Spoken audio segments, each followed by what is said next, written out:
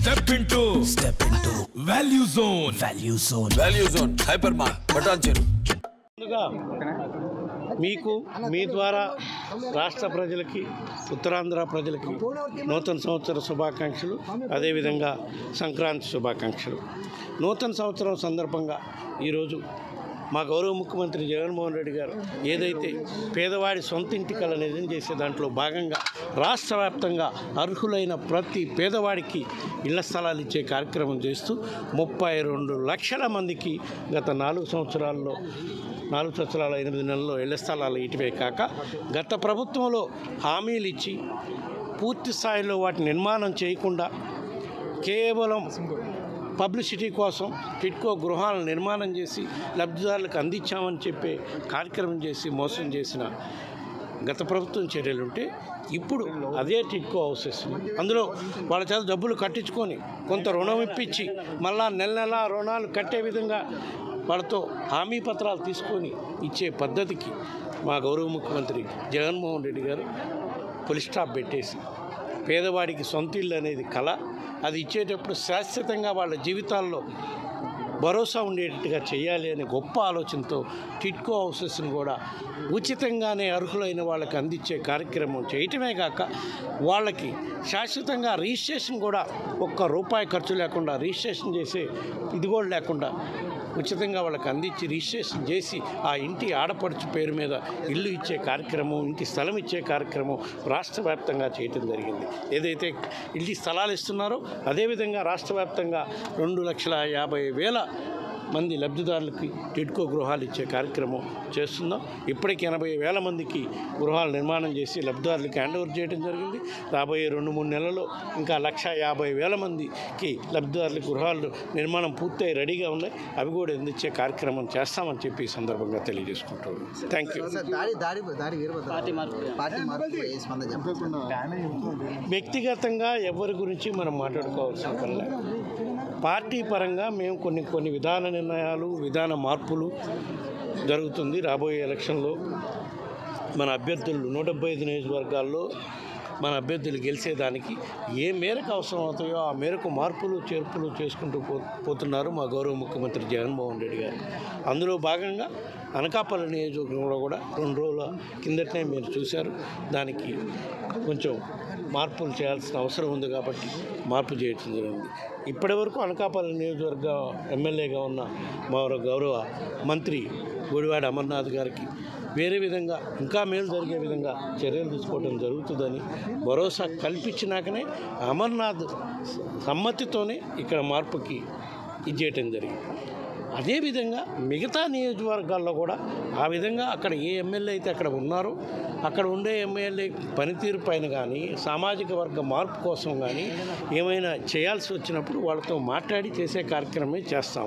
వీటి వల్ల కొందరికి ఆ మార్పులు ఇష్టం లేకపోవడం కానివ్వండి, ఆ మార్పుల వల్ల వాళ్ళకి రాబోయే రోజుల్లో ఏం మేలు జరగకపోదు అని భావించు కొంతమంది పార్టీ విడిచిపోయే కార్యక్రమం ఉంటే దానికి మేము చేయగలిగింది ఏం లేదు.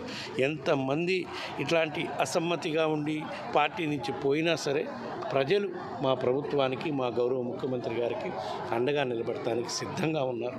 తప్పకుండా రాబోయే రోజుల్లో వాళ్ళందరి ఆశీస్సులతో తప్పకుండా మా గౌరవ ముఖ్యమంత్రి జగన్మోహన్ రెడ్డి గారు రాబోయే రోజుల్లో జరగబోయే ఎన్నికల్లో తప్పకుండా విజయం సాధిస్తారని చెప్పి మేము భావిస్తాం.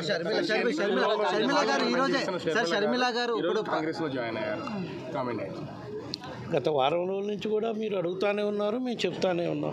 ఒకటే సమాధానం, నేను ఎవరిని వ్యక్తిగతంగా మాట్లాడుతాను. ఇందాక మీరు కూడా ఏదో పేరు చెప్పారు, నేను ఎవరి గురించి మాట్లాడలేదు.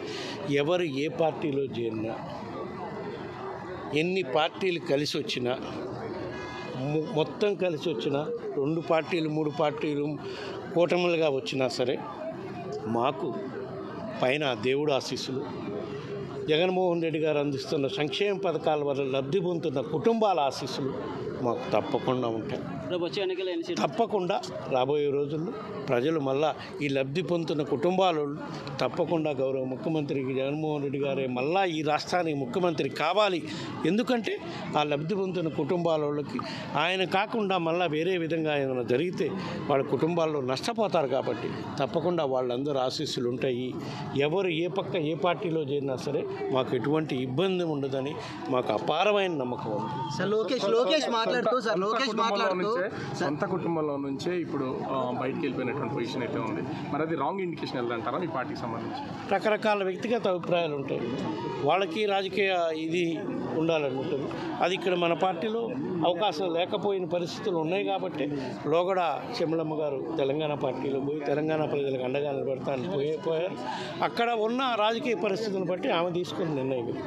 దానికి మన పార్టీకి దీనికి ఎటువంటి సంబంధం. లోకేష్ మాట్లాడుతూ వైసీపీ మునిగిపోతున్న నావ అంటూ కూడా ఈరోజు హాట్ కామెంట్స్ చేశారు సార్, ఏం చెప్తారు దానికి సంబంధించి? ఆయన ఆల్రెడీ మునిగిపోయిన నావ స్వామి, మునిగిపోయిన నావ ఉంటే కదా పట్టుకోవటానికి, నా ఉంటే కదా ఆల్రెడీ మునిగిపోయింది. దాన్ని లేపే పరిస్థితులు జాకీ లేసి లేపుతున్నారు.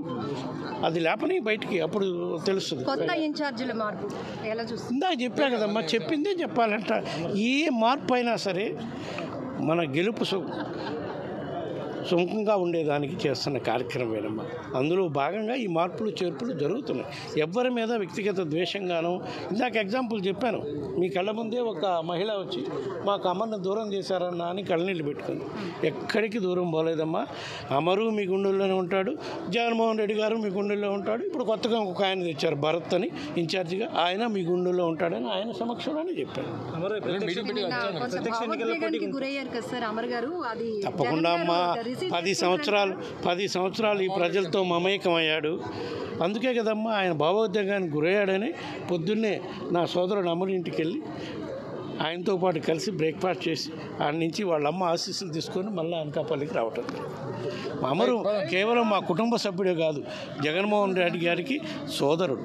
భవిష్యత్ భవ్యంగా ఉండబోతుంది. ఇంకా ఎక్కువగా బాగుండేట్టుగా మేము చర్యలు తీసుకుంటాం.